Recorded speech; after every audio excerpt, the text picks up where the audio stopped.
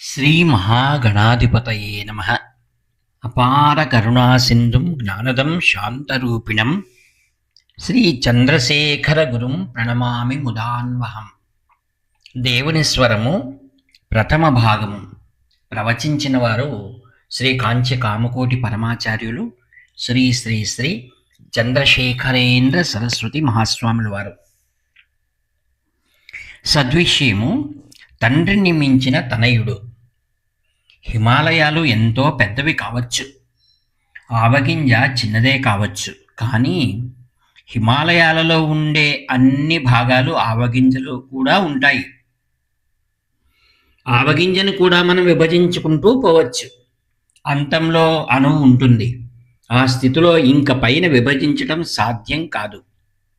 చరాచరాత్మకమైన జగత్తుగా విభజించకపోయి అంతటా వ్యాపించిన శివశక్తులు ఎక్కడైనా విభజన లేకుండా కనిపిస్తారా అంటే అది ఒకే ఒక స్థానంలో, ప్రేమకు ఉద్గమ స్థానమైన హృదయ మధ్యంలో మాత్రమే.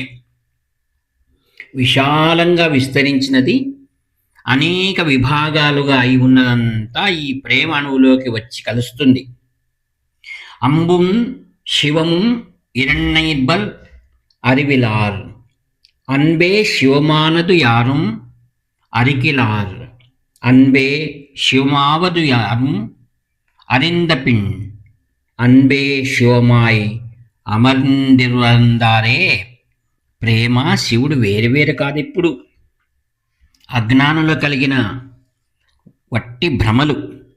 ప్రేమ శివుడే ఎంచు వెలగంగ మదియందు తానే ప్రేమమయుడు తానే శివుడు. ప్రేమ శివుడు వేరు వేరు కాదెప్పుడు, అజ్ఞాను కలుగు అట్టి భ్రమలు. ప్రేమ శివుడే ఎంచు వెలగంగ మదియందు తానే ప్రేమమయుడు తానే శివుడు అని తిరుమూలరంటాడు. కేవలం ప్రేమ నిండిన మనస్సు మనకు తెలిస్తే మన చిత్తం 100 వైపుల పరుగులు పెట్టదు. ప్రేమలో మునిగి అందులో కరిగిపోతుంది. ఇది అరుణగిరినాథుడికి కలిగిన ఆధ్యాత్మిక అనుభవము. పరమేశ్వరుడు పదార్థము, పరమేశ్వరి శక్తి. ఈ భౌతిక విజ్ఞాన సిద్ధాంతాన్ని పక్కన పెడదాము. పదార్థము కేవల అస్తిత్వం శివుడని, దాని పరమసత్తా విశ్వమాత శక్తుల సారాన్ని గురించి ఎంత మాట్లాడి మనకు ఉపయోగమేమిటి? మనలను ఉద్ధరించినది వారి దయ, ప్రేమ మాత్రమే.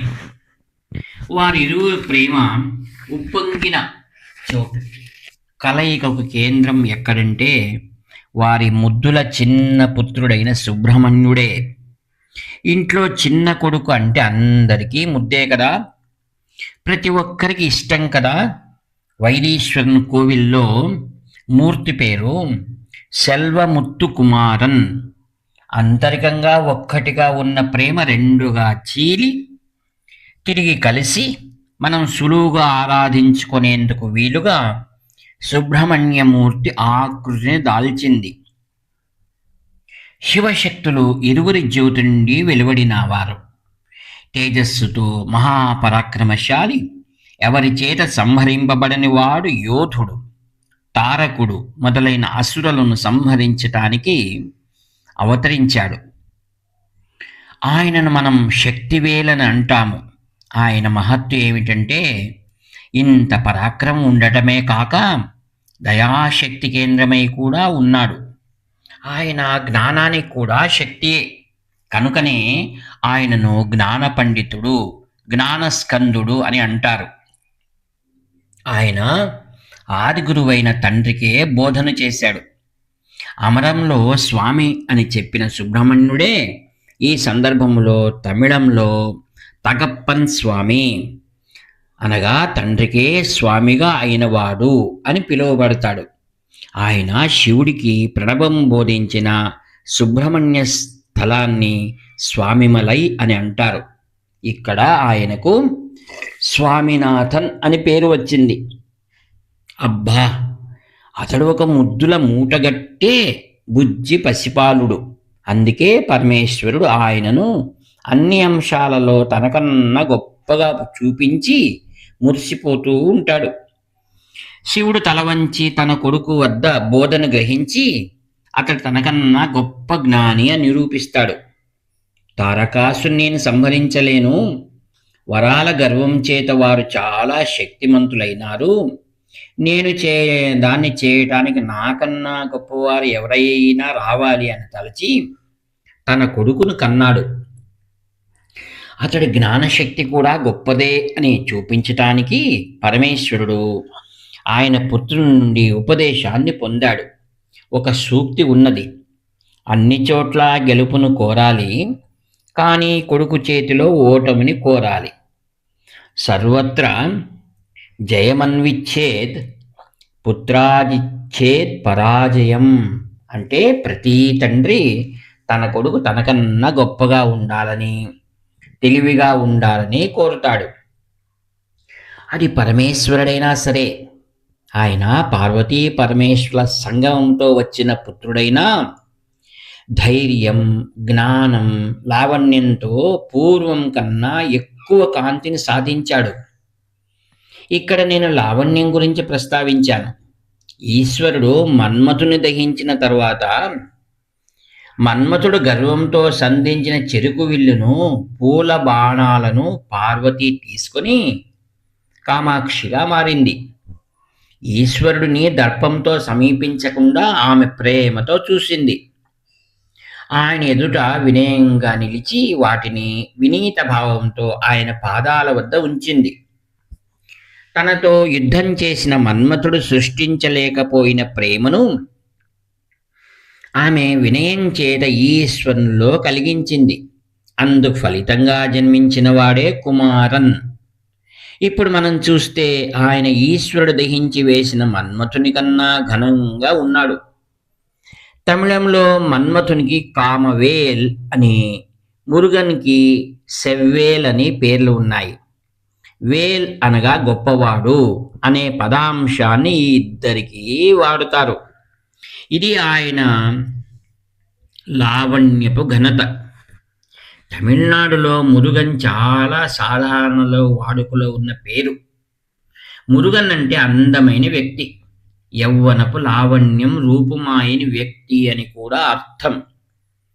సౌందర్యం గురించి ఎవరైనా మాట్లాడితే అది శారీరకమైనది, శరీరకాంతి వల్ల వచ్చిన సొగసు అది.